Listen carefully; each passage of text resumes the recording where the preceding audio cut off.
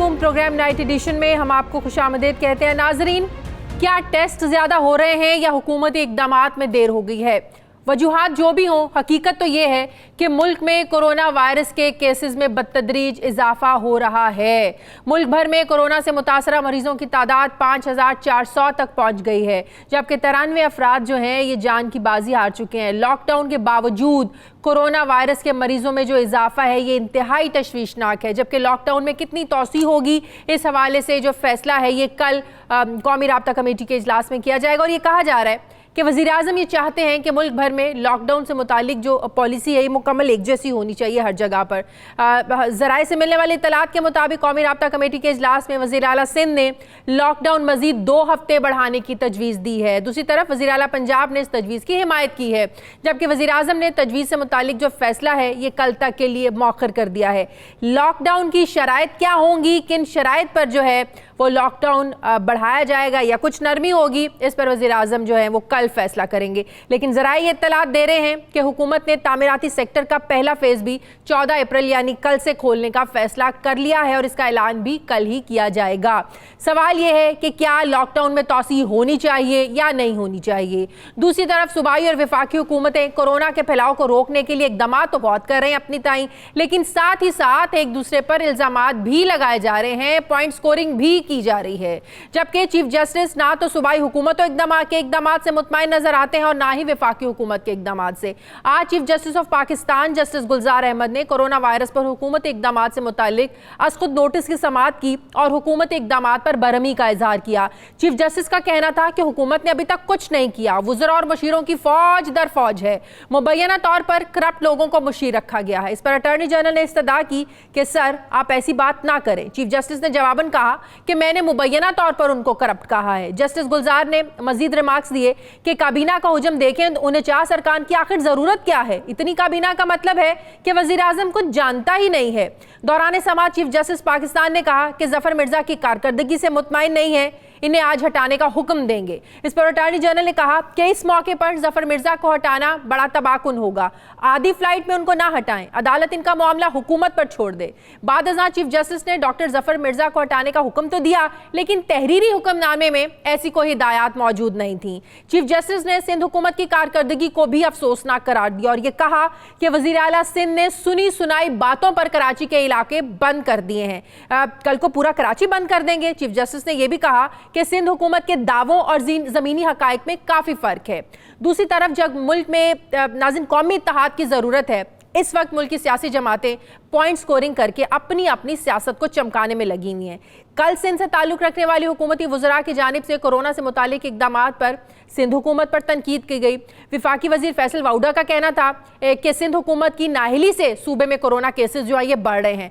अली जैदी साहब ने कहा कि अंदरूनी सिंध में अस्पतालों की हालत अबतर है, सिंध हुकूमत 12 सालों में एक अस्पताल भी नहीं बना सकी। फिर वफाकी वज़रा के जवाब में सिंध के सूबाई वज़ीर तालीम सईद गनी ने वज़ीर आज़म इमरान खान पर इल्ज़ाम लगाते हुए कहा कि वज़ीर आज़म ने वफाकी वज़रा को कहा है कि जाओ और सिंध हुकूमत को जाकर निशाना बनाओ।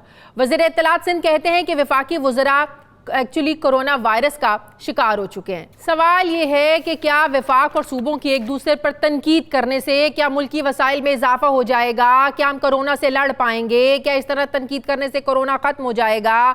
कोरोना के खिलाफ जंग में आखिर कौमी इत्तेहाद का फुकदान क्यों है? क्या ये सूरत हाल में कोरोना के खिलाफ मजीद कमज़ोर नहीं करेगी? मैं बात करूँगी, मुझे ज्वाइन किया वफाकी वज़ीर अली जैदी साहब ने। अस्सलाम वालेकुम, बहुत शुक्रिया अली जैदी साहब आपका।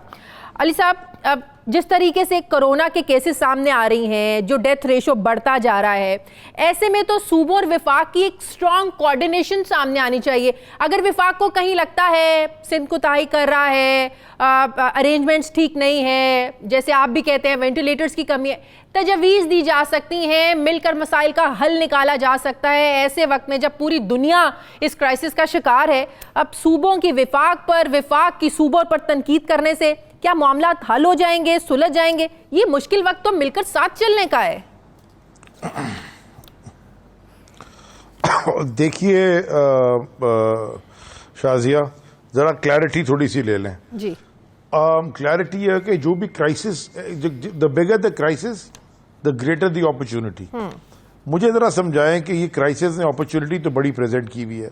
अब इस क्राइसिस में हम 1 महीने सवा से चुप करके तमाशा देख रहे हैं। लॉकडाउन कर रहे हैं, करें। हमारे यहाँ भी लॉकडाउन हुआ, हमने कहा कि जी एक सिलेक्टेड सॉफ्ट लॉकडाउन, माने स्कूल्स, एजुकेशन इंस्टीट्यूट्स बंद हो गए, मॉल्स बंद हो गए, रेस्टोरेंट्स बंद हो गए। लेकिन जो मकाना हरकत है कि जी प्राइवेट गाड़ी में तीन आदमी बैठ सकते हैं लेकिन टैक्सी में नहीं बैठ सकते, आम आदमी का जो इस मुल्क में तमाशा बन गया है ना, उसके ऊपर तो हमारा तो असल मकसद ये डिफेंस और डीएचए से बाहर निकल के जो आम आदमी बेचारा है वो तबाह हो गया है इस लॉकडाउन में, जो डेली वेज का वर्कर है। तो मैंने जैसे for example, I give you one example, एक क्रिएटिव थिंकिंग है या कोई बोल्ड स्टेप है, जैसे मेरी वजारत के अंदर जो भी डेली वेजेस के वर्कर्स थे, मैंने 2-3 हफ्ते पहले उनको घर भेज दिया और मैंने सारे जितने भी वजारत के कंपोनेंट्स है उनको ये डायरेक्ट किया कि आप उनको तनख्वाह देते रहे, नौकरी से कोई भी नहीं निकालेंगे, एंड ऑफ अप्रैल तक आप उनको तनख्वाह देते रहे और एज एंड व्हेन रिक्वायर्ड अब हम बुला लेंगे। अब यहां से तनकीद शुरू हो रही है तो हम चुप करके बैठे हुए हैं, वो जी टेस्टिंग किट ठीक नहीं आ रही, कभी कहते हैं जी हमारे पास पीपी पर्सनल प्रोटेक्शन इक्विपमेंट नहीं आ रहा, हमारे पास ये नहीं आ रहा, हमारे पास वो नहीं आ रहा। भैया हम चुप करके सुनते रहे, हमने कहा जी कोरोना है, हम एक नेशनल एक इशू क्रिएट हुआ है और हम इसके ऊपर अटैक नहीं करते, हम इस पर अटैक नहीं करते, let's sort of get together. और मैं ये निकाल रहा हूं अभी, मेरे पास जो भी चीजें आई हुई हैं जो मैं आपको दिखाना चाहता हूं कि क्या क्या इन्होंने तनकीद की है हमारे ऊपर। पता चला जनाब, ये ले कि कोरोना की टेस्टिंग किट्स भी वफाक दे रही है, डॉक्टरों का बोनस भी वफाक दे, लॉकडाउन से परेशान हाल अवाम को भी वफाक करे, ठीक है वफाक का काम है, गरीब लोगों के राशन के और खैरात वो भी वफाक करे। उसके बाद पाकिस्तान की क्या तारीख का जो कि इंटरनेशनली अब रिकग्नाइज किया जा रहा है, बाहर के मुल्क और मीडिया और सारे के इतना बड़ा रिलीफ पैकेज जो दिया, स्टिमुलस पैकेज नहीं, मैं तो डायरेक्ट रिलीफ पैकेज दे रहा हूं जिसके ऊपर 144 बिलियन रुपए डिस्ट्रीब्यूट हो रहे हैं 1 करोड़ और 20 लाख खानदानों में। 17,000 डिस्ट्रीब्यूशन पॉइंट्स हैं, बैंक्स अल-फलाह और हबीब और अल-फलाह और बाकी हबीब बैंक और वो 8 या 10 verification, biometric verification digital stage के थ्रू। पता चला जी जो इंटीरियर में हो रहा है उसमें भी 500, 800, 1000 रुपए मांग रहे हैं, वो 12,000 की जगह 10, 11.5 और 11 मिल रहे हैं। देखिए शाजिया, चुप रहने की भी एक होती है, फिर अगर सवाल पूछ लिया, मैंने तो कल बड़े प्यार, मैंने शुरू ही किया था कि मैं कंस्ट्रक्टिव बात करना चाहता हूं, क्रिटिसिज्म कंस्ट्रक्टिव करना चाहता हूं कि जो डेटा वसूल हो रहा है उस डेटा के अंदर सिंध में तो वेंटिलेटर 3 लाख की आबादी पे एक वेंटिलेटर है, सही 29 डिस्ट्रिक्ट्स हैं सिंध में, उसमें से 16 डिस्ट्रिक्ट्स हैं जिसमें एक भी वेंटिलेटर नहीं। अच्छा, वेंटिलेटर्स तो देखिए इस वक्त पूरी दुनिया में मसला है, अमेरिका जिसका एक तो स्ट्रॉन्ग इनका हेल्थ सिस्टम है, हर जगह मसला है। मैं वही आ रहा हूं कि आप जो ममालिक वेस्टर्न वर्ल्ड जहां पे health care facilities, health care infrastructure हमसे 1000 गुना बेहतर है, वहां हमें प्रॉब्लम्स आ रही हैं। वी अंडरस्टैंड कि जहां शॉर्ट कमिंग्स हैं और हम कोशिश कर रहे हैं हेल्प करने की। अभी भी जो पर्सनल प्रोटेक्शन इक्विपमेंट सारा आ रहा है वो एनडीएमए ने आज भेजा है सारा, वो इनको हमने नहीं देने लगे, वो खुद एनडीएमए कोर 5 के थ्रू डिस्ट्रीब्यूट कर रही है। हमें तो भरोसा ही नहीं है इनके ऊपर, क्योंकि ये जब 500 रुपए और 12,000 रुपए सैलरी खा जाते हैं और ऊपर से आपको लगता है इसमें करप्शन हो रही है? जो 12,000 लोगों को 10,000 रख के वाडो साहब ने जो बात की, करप्शन हो रही है, आप ये कह रहे हैं? आपने वीडियोस नहीं देखे जितने इन्होंने नेपोटिज्म करके लोगों को यहां लगाया हुआ है एडमिनिस्ट्रेशन के अंदर, जो बड़ा जितना 2 नंबर है उसको उतना अच्छा ओहदा मिल जाता है। सो देयरफॉर थोड़ा सा आईना दिखाने का टाइम आ गया था, बहुत हो गया। तो फिर होना ये चाहिए था ना। अच्छा मेरी भी सुनिए अली जैदी साहब, फिर होना ये चाहिए था विफाक फिर लीड करता। मेरी लास्ट बात, हाँ मेरी लास्ट बात देखिए, आपसे ज्यादा वेल एस्टैब्लिश्ड डेमोक्रेसी, आपसे ज्यादा वेल एस्टैब्लिश्ड हेल्थ और सोशल और सारा इंफ्रास्ट्रक्चर अमेरिका का है। वहां 50 स्टेट्स की अपनी अपनी डायनामिक्स है, हर स्टेट की अपनी, वहां भी अलग अलग इश्यूज हैंडल कर रहे हैं। अब आप ये वफाक कैसे लीड करें, क्योंकि कराची की डायनामिक्स फर्क है, आगे हैदराबाद की फर्क है और लाड़काना की फर्क है, रहीम यार खान की फर्क है और लाहौर की फर्क है। So therefore after the 18th amendment, 18वीं तरमीम के बाद जब हेल्थ डायरेक्टली एनडीएमए जो नेशनल डिजास्टर मैनेजमेंट अथॉरिटी है ना, तो पीडीएमएस भी तो है, वेयर आर दे? उनकी कोई आपको कोई नजर आ रही है? अच्छा राशन बट रहा है जनाब, उसमें भी चोरी, वो भी एक्सपायर्ड है, हर चीज के अंदर। तो भाई हम ये पाकिस्तानी रहते हैं सिंध के अंदर, ये कराची शाजिया, अगर पाकिस्तान के इश्यूज को, कोई भी इकोनॉमिक इश्यूज को कोई भी एड्रेस करना है, बगैर कराची को इशू करे, ये पाइप ड्रीम है, सारों को पता है। प्राइम मिनिस्टर सबसे ज्यादा फोकस ही कराची में कर रहे हैं कि जी रिलीफ पैकेज दो, इंफ्रास्ट्रक्चर फला डमका, हर वक्त बात कर रही होती है। देखिए, वजीर आला सिंध ने तो दी थी कि वजीर आजम साहब आप फैसला करें। मुराद अली शाह साहब ने आज कहा कि 2 हफ्ते जो है ना वो बढ़ाया जाए, उनकी ये तजवीज़ थी। बुज़दार साहब ने भी इसकी हिमायत कर दी। विफाक क्यों नहीं फैसला कर सका इस पे? वो तो हमें पता है कि प्राइम मिनिस्टर साहब शुरू से इस बात को अपोज कर रहे हैं कि लॉकडाउन नहीं होना चाहिए, उसके बारे में उनकी अपनी एक रीजंस हैं और बिल्कुल सही रीजंस भी हैं इस पर। विफाक क्यों नहीं वैसे आज फैसला कर सका? देखिए शाजिया, फैसला ऐसे नहीं। पहली बात है कि लॉकडाउन तो हुआ हुआ है पूरे पाकिस्तान में। जैसे आपसे पहले बात हुई कि एजुकेशन इंस्टीट्यूशंस फला डमका, पब्लिक ट्रांसपोर्टेशन, सारी चीजें बंद है। लेकिन ये सॉफ्ट लॉकडाउन है ना। अब कल बैठेंगे, कल सारा डेटा एनालाइज करेंगे। डिसीजंस फियर पे नहीं, खौफ पे नहीं होते। डेटा ओरिएंटेड डिसीजन मेकिंग होगी तो काम ठीक होगा। कल सारा डेटा को एनालाइज करने के बाद उसके बाद फैसला करेंगे कि क्या करना है क्या नहीं करना। लेकिन सिंध हुकूमत तो लॉकडाउन सख्त है ना, इसके आप हक में है। ज़ाहिर आप तो कराची रहते हैं, सिंध हुकूमत लॉकडाउन सख्त करती है, वहां नरमी नहीं होती है। जैसे कि जुम्मे को बिल्कुल आपने पिछले जुम्मे में भी देखा, 3 घंटों का मुकम्मल कर्फ्यू, मुकम्मल लॉकडाउन था। इस चीज के हक में हैं आप लोग? और जो पुलिस इधर फैटे मार रही है बेचारे गरीब लोगों को, उनका क्या कसूर है? अगर कोई बेचारा अपने बच्चे के लिए दूध लेने जा रहा है, वो आप वीडियोस नहीं देख रही? वो फैटे मार रहे हैं उनको पकड़ पकड़ के, गरीब लोगों को। देखें, ये पाकिस्तानी लोग हैं, ट्रीट देम विद डिग्निटी। सही, कोई ये हमारे अपने लोग हैं।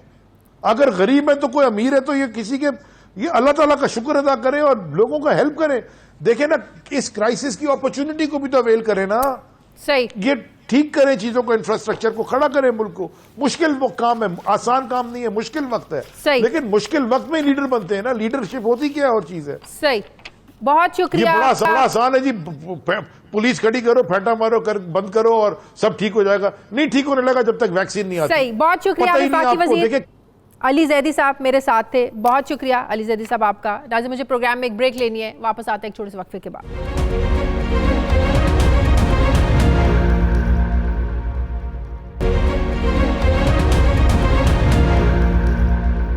ब्रेक के बाद एक बार फिर से आपको खुशामदीद कहते हैं। मुझे ज्वाइन किया वज़ीर इत्तलात सिंध नासिर हुसैन शाह साहब ने। अस्सलाम वालेकुम, बहुत शुक्रिया नासिर हुसैन शाह साहब आपका। नासिर साहब, सबसे पहले तो मैं इस तनकीद का भी और इस सवाल का जवाब भी लेना चाहती हूँ जो उठा रहे हैं पीटीआई वाले, कि जो 12,000 रुपये एहसास प्रोग्राम के तहत दिए जा रहे हैं, क्यों इतना मतलब कि करप्शन का इल्ज़ाम लग रहा है कि उसमें से भी 1,000 रुपया जो ना लोग वहाँ पर खाई जा रहे हैं, पूरे पैसे लोगों तक पहुँचने नहीं दे रहे हैं।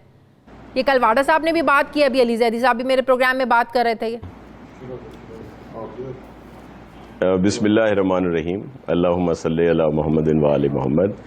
देखिए, मैं आपको एक अर्ज़ करूं कि आपको पूरा पाकिस्तान देखता है और अभी मुनसिफ भी अवाम ही है कि कौन क्या कह रहा है और कौन क्या कर रहा है। असल इशू ये है कि चीफ मिनिस्टर सिंध और यहाँ की जो कारकर्दगी थी कोरोना और कोविड-19 की, उसमें जो हमने पूरा काम किया, जिसकी सब लोग तारीफ कर रहे थे, WHO भी, UNSF भी और दीगर इदारे भी, आप सब भी, तो इनसे वो हजम नहीं हुई। और ये खामखा आप देखें, कुछ 2-3 दिन से ये मशरूम एक निकल आए हैं, पता नहीं कोई किधर से, वफाकी वज़रा साहिबान और दीगर लोग जो सिर्फ तनकीद कर रहे हैं। ये जो बात आप कर रही हैं, ये एहसास प्रोग्राम जो पुराना बेनज़ीर इनकम सपोर्ट प्रोग्राम था जिसके तहत ही हो रहा है, आप सानिया निश्तर साहिबा के आपकी मीडिया पे ये रिकॉर्ड देख लें कि उन्होंने कहा है कि ये शिकायत पूरे पाकिस्तान से आई है, दीगर सूबों से भी आई है और इसमें सिंध गवर्नमेंट का कोई अमल दखल नहीं है। ये वो इदारे हैं जिनको फेडरल गवर्नमेंट की तरफ से आउटसोर्स किया गया है और वो ये सारे पैसे जो हैं वो वहाँ पे दे रहे हैं। सिंध गवर्नमेंट तो इन्हें कह रही है कि बजाय 1-2 इदारों के, HBL या दीगर के, आप दीगर बैंक्स को भी इन्वॉल्व करें, ईजी पैसा जो शॉप्स हैं उनको इन्वॉल्व करें, जो हमारे सेलुलर कंपनीज के बूथ होते हैं, मुख्तलिफ जगहों पे लगे हुए होते हैं, उनके शॉप्स होते हैं, उनको करें ताकि ये रश न लगे।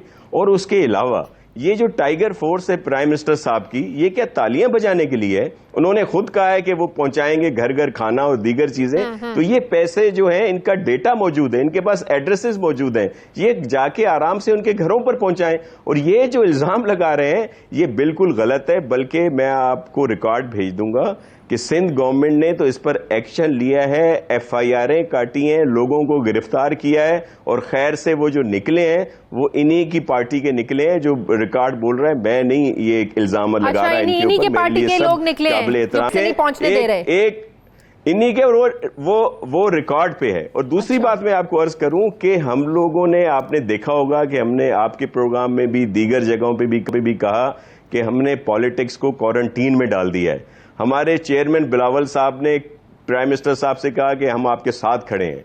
हम हमेशा इनकी बात करते रहे, लेकिन अब आपने देख लिया कि ये किस तरह कुछ दिनों से हुआ है कि इनके वुज़रा आकर खामखा तनकीद का निशाना बना रहे हैं। वाडा साहब ने तो कल ये भी फैसला वाडा साहब ने कि वहां पर लोगों मुखय्यर हजरात ने 2 अरब की इमदाद दी। बताएं कहाँ है वो पैसा, लोगों की मदद करें, लोग तो वहां भूख से मरे। कौन 2 अरब इकट्ठे हुए थे वैसे? देखें अब क्या उनको कहें, ये सिर्फ इल्जामात हैं और इनको ऐसा नहीं करना चाहिए। जब हम लोग एक काम में चाहते हैं कि एक पेज पे हों, ये मुश्किल घड़ी है। इस वक्त नेशनल रिस्पांस की जरूरत है, और यहां पे ये इस तरह की बात कर रहे हैं। फैसल ने और भी कुछ कहा। कल उसने यूसीज पर बड़ा एतराज उठाया कि यूनियन काउंसिल ने, हाँ सुन ले, वो सील कर दी जी, बड़ा जुल्म कर दिया। हालांकि वो क्लस्टर्स जहां पे ज्यादा लोग पॉजिटिव आ रहे थे वो सिर्फ सील किए गए थे। लेकिन मुझे बताएं 12 कहू जब सील हुआ था तो किसी ने बात नहीं की। केपी में बहुत बड़ा इलाका सील हो गया था जब वहां से पॉजिटिव केस आए, इन्होंने कभी उसकी बात नहीं की।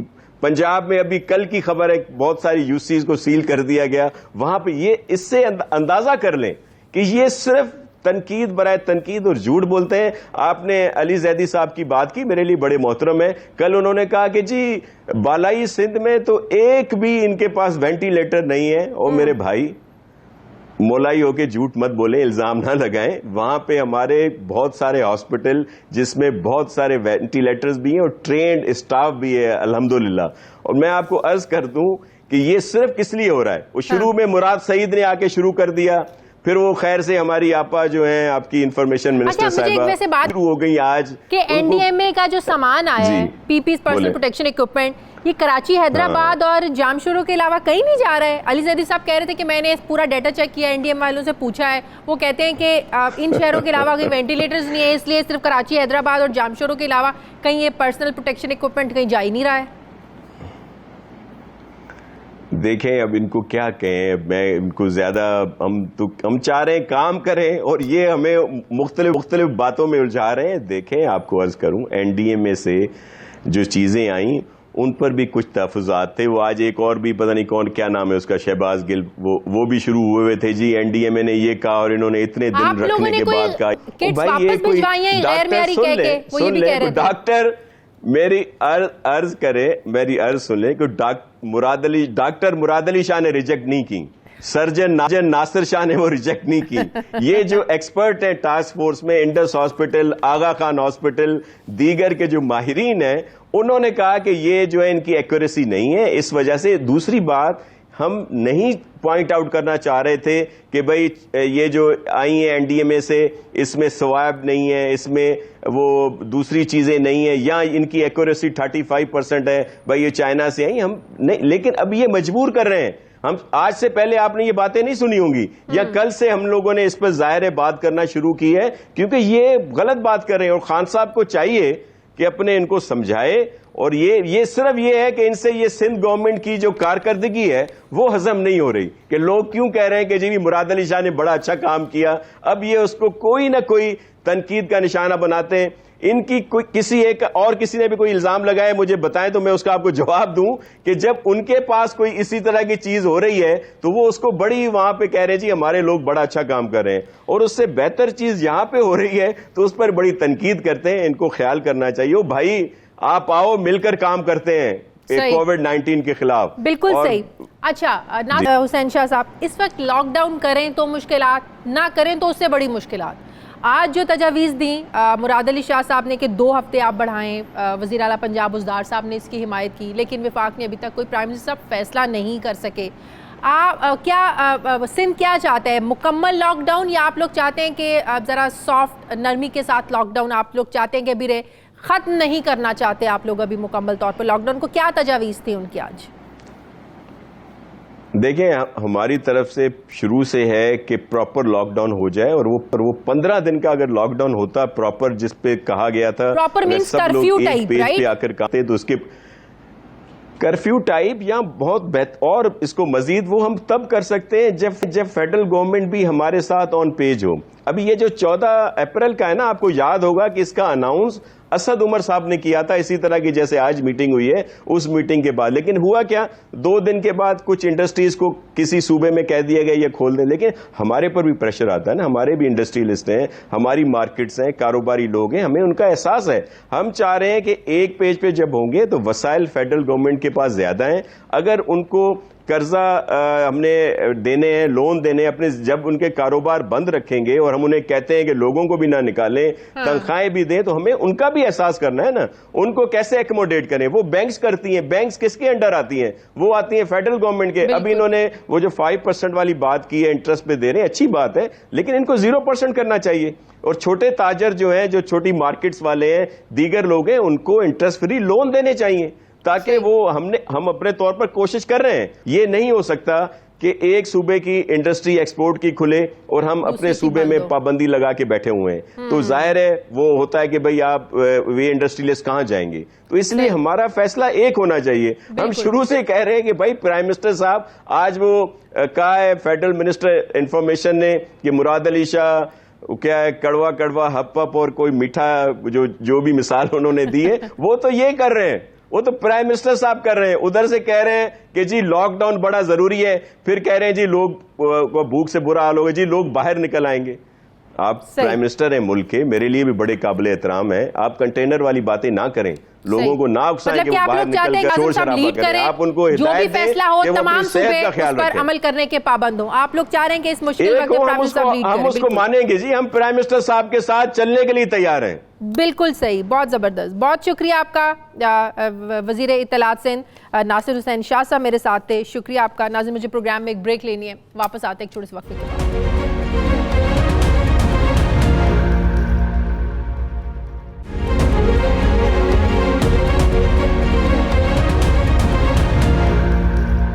वज़ीर-ए-आज़म इमरान खान ने आलमी रहनुमाओं, अक़वाम मुत्तहिदा के सेक्रेटरी जनरल और आलमी मालियाती इदारों के सरबराहान से अपील की है कि कोरोना वायरस की सूरत हाल से निपटने के लिए पाकिस्तान समेत तरक्की पजीर ममालिक को कर्जों में रिलीफ फराहम किया जाए। वज़ीर-ए-आज़म इमरान खान ने मजीद कहा है कि इन ममालिक को फिक्र है कि अवाम वबा के अलावा भूख से न मर जाएं। सवाल यह है कि क्या आलमी बिरादरी वज़ीर-ए-आज़म इमरान खान की अपील सुनेगी? क्या ये रिलीफ वाकई आलमी इदारे दे सकते हैं इस सिचुएशन में?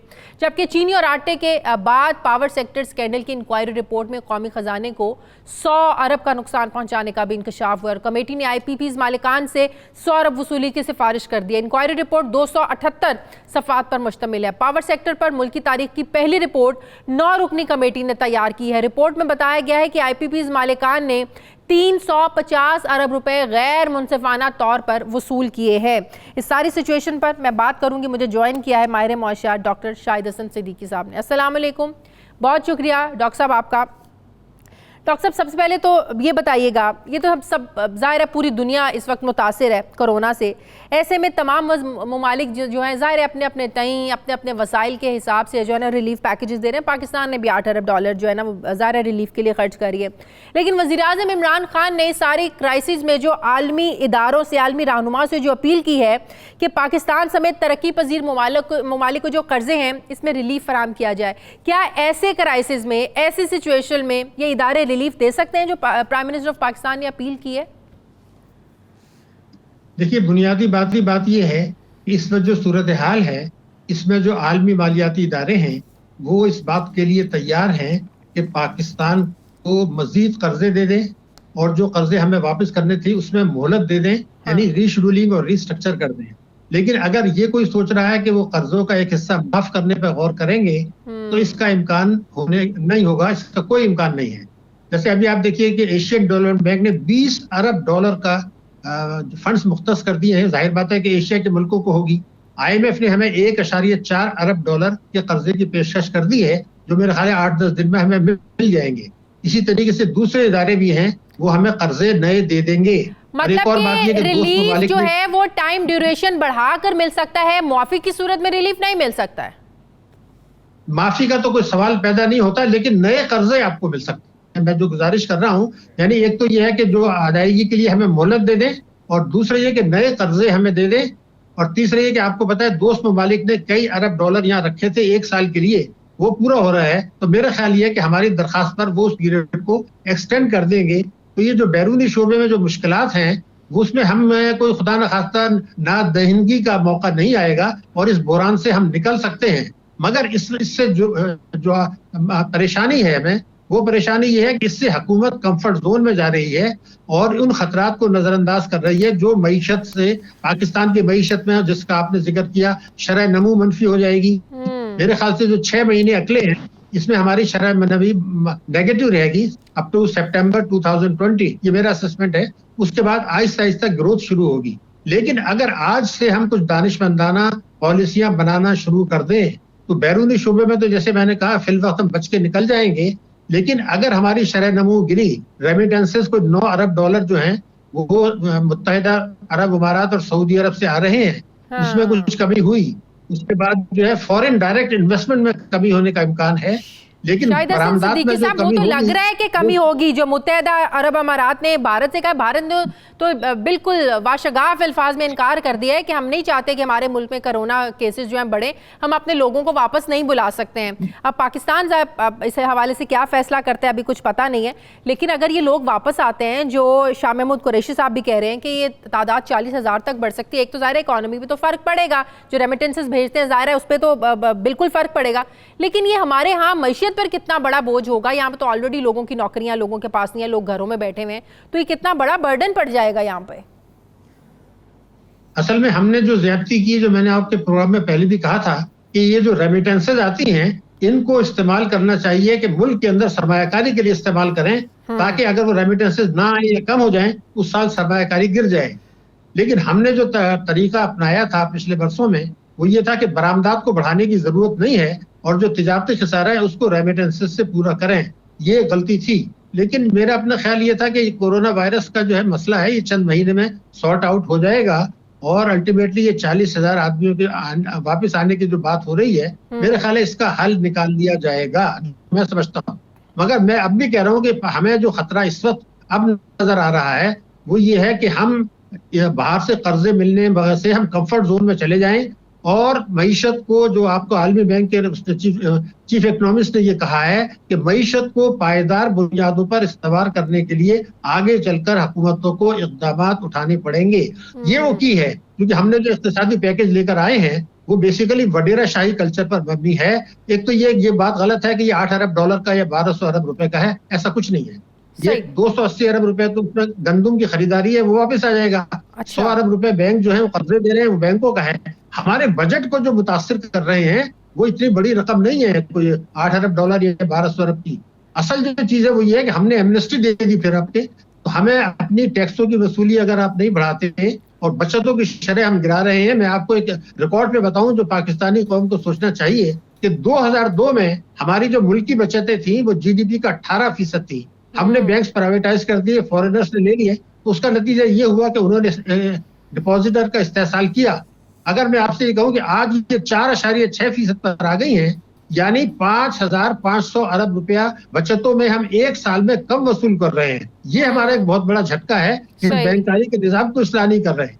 दूसरी एक और फिगर मैं आपको दूं, जी एक फिगर दे दूं फिर आपको, 160 अरब डॉलर, 160 अरब डॉलर हमारे यहाँ से लोगों ने मार्केट से डॉलर खरीदे, उसको अपने अकाउंट में जमा किया और बाहर चले गए। 23 वर्षों में 160 अरब डॉलर गए हैं, जबकि भारत में ये इजाजत नहीं है। तो हम तो ये कह रहे हैं कि आप फौरी तौर पर कानून बनाएं कि तालीम और इलाज मालजे के अलावा कोई वैसा बाहर नहीं जाएगा जो आप मार्केट से खरीद रहे हैं। एक बचत आपको ये हो जाएगी, एक आपको टैक्सों में बचत की गुंजाइश है, एक बचतों में। असल चीज ये है कि इस मोहलत से फायदा उठा के जो अभी हमें मिल रही है, सही। हम अपनी मईशत को पायदार बुनियादों पर इस्तेमाल करें, वरना सही। पाकिस्तान की आखिरी मईशत को खतरा सवाल है। डॉक्टर साहब, पाकिस्तान की आखिरी सवाल, सलामती ये जो आलमी बैंक कह रहा है, जो अभी आपने भी बात की कि ग्रोथ रेट जो है ये -1.3 से -2.2% तक जो है ना वो गिर सकता है, तो अगले 2 सालों में तो फिर मौशी ढांचा यकीनन हमारा कमजोर होगा अगर वही बकौल आपके अगर इकदामात ना किए गए, सही पॉलिसीज ना बनाई गई, तो फिर क्या IMF से मामलात को रीनिगोशिएट किया जा सकता है? नहीं, देखिए IMF से तो हो गया है। ये जून में जो हमारा बजट खसारे का टारगेट था, उन्होंने कहा हम इसको इग्नोर कर देंगे। यानी आप अगर टैक्सों की चोरी होने दें और बजट खसारा बढ़ जाता है तो IMF उस पर एतराज नहीं करेगा।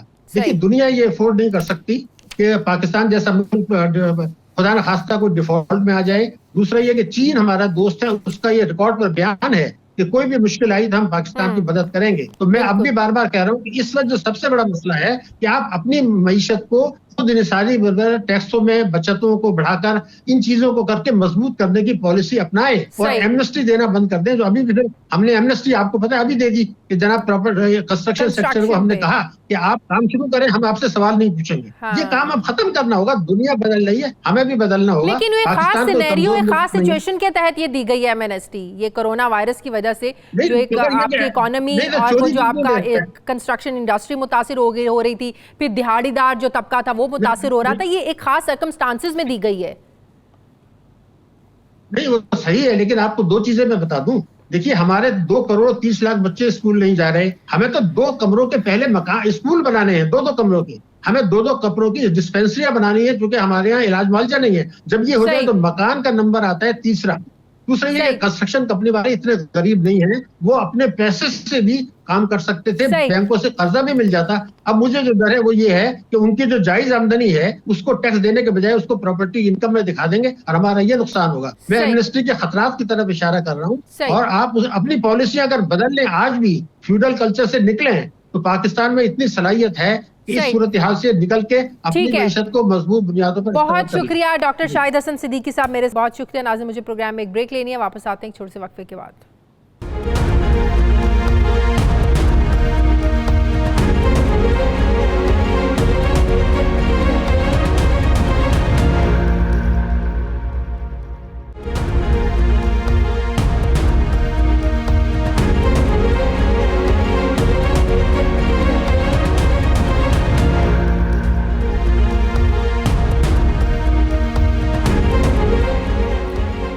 नैब की जानिब से कौमी खजाने को मुबैना तौर पर $50 मिलियन का नुकसान पहुंचाने और निजी ऑयल एंड गैस कंपनीज के अफसरान की वजारत पेट्रोलियम में तैनाती के स्कैंडल की तहकीकात के बाद बिल आखिर पेट्रोलियम डिवीजन ने आंखें खोल ली हैं। ज़राए से मिलने वाली इत्तलात के मुताबिक 6 माह से मुल्क की सस्ती गैस की राह में रुकावट डालने पर खिलाफ ज़ाब्ता तैनात director general petroleum concession Imran Ahmad को उनके ओहदे से हटा दिया गया। पेट्रोलियम डिवीजन ने इमरान अहमद को ये कह के ओहदे से हटाया है कि वो कम मुद्दत मुलाजमत की वजह से डायरेक्टर जनरल पेट्रोलियम कंसेशन के ओहदे पर तैनात होने के अब अहल नहीं है। लेकिन ज़रा ये दावा कर रहे हैं कि इमरान अहमद के ओहदे से हटाए जाने की असल वजह नैब की तहकीकात और 6 अप्रैल तक 25 सवालात के जवाबात। हैरानकुन तौर पर पेट्रोलियम डिवीजन के एक सीनियर अफसर ने नैब की तहकीकात रुकवाने के लिए अपना असर रसूख भी इस्तेमाल किया है, जबकि अब पेट्रोलियम डिवीजन ने ज्वाइंट सेक्रेटरी सायरा नजीब को कायम मुकाम डायरेक्टर जनरल पेट्रोलियम कंसेशन तैनात कर दिया है, जिन पर कौमी खजाने को नाकाबिले तलाफी नुकसान पहुंचाने की इंक्वायरी में नैब के साथ ताउन की भारी जिम्मेदारी भी जो है वो आयद होगी है, क्योंकि नैब ने के director general petroleum concession Imran Ahmad, साबिक कंसल्टेंट इसाक साकी का किरदार और कॉन्ट्रैक्ट में तोसी वफाकी सेक्रेटरी पेट्रोलियम डिवीजन मियाँ असद अहयाउद्दीन समेत पेट्रोलियम डिवीजन के दीगर अफसरान की सिफारिशात की तस्दीक शुदा कॉपियों पर मुश्तमिल रिपोर्ट भी तलब की। सिर्फ यही नहीं बल्कि पेट्रोलियम डिवीजन के मुख्तलिफ शोबों में तैनात निजी कंपनीज के नुमाइंदों को भी फारिग करने के अहकाम जारी किए गए हैं और निजी कंपनियों के अफसरान को पेट्रोलियम डिवीजन से फारिग करके मुस्तकिल अफसरान तैनात करने का हुक्म दे दिया गया। सारे मामले पर मैं बात करूंगी सुहेल भट्टी, ब्यूरो चीफ इस्लामाबाद। बहुत शुक्रिया सुहेल आपका। सुहेल, सबसे पहले तो मुझे ये बताइएगा, ये जो स्कैंडल है $50 मिलियन डॉलर का नुकसान जो पहुंचाया गया कौमी खजाने को, ये जून 2019 से जनवरी 2020 के दौरान का मामला है, तो अगर ये कहा जाए कि सिर्फ तहरीके इंसाफ पर ही सारी ये जिम्मेदारी आयद होती है, तो क्या ये दुरुस्त होगा? शाजिया, मामला ये है कि ये बिल्कुल नुकसान इसी अरसे के दौरान हुआ, चूँकि वज़ीर-ए-आज़म इमरान खान की आंखों में धूल झोंकते हुए वज़ारत पेट्रोलियम के एक सीनियर अफसर ने डायरेक्टर जनरल पेट्रोलियम कंसेशन के ओहदे के ऊपर एक जूनियर अफसर को, जिनका रेलिवेंट एक्सपीरियंस नहीं था, इमरान अहमद साहब को ग्रेड 20 में खिलाफ ज़ाब्ता तैनात किया, जिसके नतीजे में कौमी ख़जाने को नुकसान पहुँचाने की इस मामले का आगाज़ हुआ। इस हकीकत के बावजूद के रूल्स ऑफ बिजनेस के मुताबिक, जो सिविल सर्वेंट्स के रूल्स हैं उसके सेक्शन 6 और 8 के मुताबिक ग्रेड 20 में जो ऑफिसर की अपॉइंटमेंट है वो प्राइम मिनिस्टर ऑफ पाकिस्तान है। लेकिन जब खराबी की आगाज़ कर दिया गया तो अल्टीमेटली इमरान अहमद साहब ने कौमी ख़जाने को नाकाबिल इतलाफ़ी नुकसान पहुँचाने का बाइस बने। बदीन साउथ 4 गैस फील्ड है जिसकी गैस प्राइसिंग की अप्रूवल होनी थी, जो एक रूल्स तय हुए थे उसके मुताबिक इंटरनेशनल कंपनी IPR ने उसकी स्टडी की, उन्होंने रिकमेंडेशन दी। लेकिन इमरान अहमद साहब ने मुबैना तौर के ऊपर उन लोगों की इमाक के ऊपर जो पाकिस्तान के अंदर सस्ती तरीन गैस की पैदावार की राह में रुकावट है, दरामदी गैस की राह हमवार करना चाहते हैं। इसका मतलब ये हुआ कि सिंध से सस्ती गैस हासिल की जा सकती थी बजाय इसके कि महंगी गैस को दरामद किया जाता। इसका मतलब है कि जानबूझकर दानिस्ता तौर पर ये सब प्लान करके नुकसान पहुंचाया गया अपने फायदे के लिए। जी बिल्कुल, यहाँ से हम $4 गैस फी में BTU हासिल कर सकते थे। उस $4 में से भी $2 से $2.5 कौमी ख़जाने भी जाने थे, मुख्तलिफ मद में आवाम को फ़ायदा मिलना था। लेकिन इमरान अहमद साहब के इक़दाम के नतीजे में $10 से $11 की LNG खरीदना पड़ी। ये बड़ा क्रिस्टल क्लियर मामला था। नाइट एडिशन ने इस मामले को पहले भी टेकअप किया और अल्टीमेटली नैब ने अब इस मामले को टेकअप कर लिया और नैब ने इसकी बाज़ाब्ता तौर के ऊपर इंक्वायरी शुरू की, जिसकी सरकारी दस्तावेज मिशन को मसूल हुई हैं। जब नैब ने इस स्कैंडल की तहकीकात का आगाज़ किया तो पेट्रोलियम डिवीजन के अंदर भौंचाल आ गया। अब उनके पास और कोई रास्ता नहीं था कि नैब की इंक्वायरी से कैसा बचा जा सकता है। 2 इक़दाम उन्होंने किए हैं। अब उन्होंने इमरान अहमद साहब, जिसको हमने पहले भी क्लेम किया था कि खिलाफ ज़ाब्ता उन्हें तैनात किया गया है, उनका रेलिवेंट एक्सपीरियंस नहीं है, अब पेट्रोलियम डिवीजन ने इमरान अहमद साहब DG पेट्रोलियम कंसेशन को इसका मतलब ये हुआ सुहेल के नैब की तहकीकात के बाद ही पता चला कि इमरान अहमद जो है ये एलिजिबल नहीं है, अब ये अहल नहीं रहे। इससे पहले किसी को इल्म नहीं था, वो काम कर रहे थे, करते रहते। प्राइम मिनिस्टर इमरान खान को भी ना किसी ने बताया ना पता चलने दिया। जी बिल्कुल, वज़ीर-ए-आज़म इमरान खान साहब के इल्म में ये नहीं था। मीडिया ने इस मामले को टेकअप किया, लेकिन उसके बाद प्राइम मिनिस्टर को ये क्रेडिट जरूर जाता है कि उन्होंने इस मामले का नोटिस लिया, इस मामले पर प्रेजेंटेशन ली। जब नैब इन्वॉल्व हुई तो इमरान अहमद साहब को उस ओहदे से हटा दिया गया है। सायरा नजीब साहिबा जॉइंट सेक्रेटरी हैं, बहुत अच्छी रेपो की मालिक हैं, ग्रेड 20 के ऑफिसर हैं। अब उन्हें ये चार्ज दिया गया, उनकी एक बुनियादी जिम्मेदारी है कि वो इमरान अहमद साहब के दौर के तमाम मामलात को देखें। एक जानिब नैब भी देख रहा है और नैब ने सेक्रेटरी पेट्रोलियम समेत तमाम अफसरान की से मुतल्लिका जो रिकॉर्ड है, नोटिंग है, वो उन्होंने तलब की है। और उसके साथ साथ जब नैब ने ये सारे मामले की इंक्वायरी शुरू की तो एक हमें ज़राए ने इस बात की तस्दीक की है कि वज़ारत पेट्रोलियम के एक सीनियर अफसर ने नैब के एक अफसर को रजू किया और उन्होंने इस इंक्वायरी को रुकवाने की कोशिश की है तौर के ऊपर कि प्राइम मिनिस्टर इमरान खान साहब ये कहते हैं कि नैब इंडिपेंडेंट है, वो हर तरह की कार्रवाई कर सकता है। लेकिन जब ये मामला पाकिस्तान तहरीक इंसाफ की हुकूमत के साथ जुड़ा हुआ है और वही अफसर जो इस बेज़ाब्तियों की हवाले से जिनका बड़ा नाम आ रहा है, जिनसे मुतल्लिक नैब ने वजाहत भी तलब कर रखी है, रिकॉर्ड मांगा है, अब वही नैब की इस इंक्वायरी पर असरअंदाज होने की कोशिश कर रहे हैं। तो इसका मतलब ये हुआ कि डायरेक्टली हुकूमत की जानिब से इन फैसलों पर नैब पर जो है ना वो असरअंदाज होने की कोशिश की जा रही है। इसका भी यकीनन प्राइम मिनिस्टर साहब को नोटिस लेना चाहिए। जी बिल्कुल, वज़ारत पेट्रोलियम के एक सीनियर अफसर ने नैब को रजू किया है। ये बहुत बावसूख ज़राइज़ ने हमें इस बात की तस्दीक की है चूँकि 6 अप्रैल तक नैब ने 25 सवालात के जवाब तलब किए थे। तब उन्होंने उन सवालात के जवाब देने की बजाय DGPC इमरान अहमद साहब को उस ओहदे से हटा दिया है और उसके साथ अब उन्होंने कहा जी ये इंक्वायरी भी बंद हो जाए। लेकिन ज़राए ये कहते हैं कि supreme court of Pakistan, Islamabad high court के फैसले मौजूद हैं। जब जिस अफसर की तकर्री नल एंड वाइड हो जाए, डे फर्स्ट से गैर कानूनी थी, तो उसके फैसलों की कोई कानूनी हैसियत नहीं रहती। तो सायरा नजीब साहिबा जो अब एक्टिंग DG पेट्रोलियम का है, उनकी जिम्मेदारी। सुहेल भट्टी मेरे साथ थे। नाज़रीन, हमारे प्रोग्राम का वक्त खत्म हो गया। प्रोग्राम के लिए आप फीडबैक जरूर दीजिएगा। मेरी आपसे मुलाकात होगी कल। अपना ख्याल रखिएगा।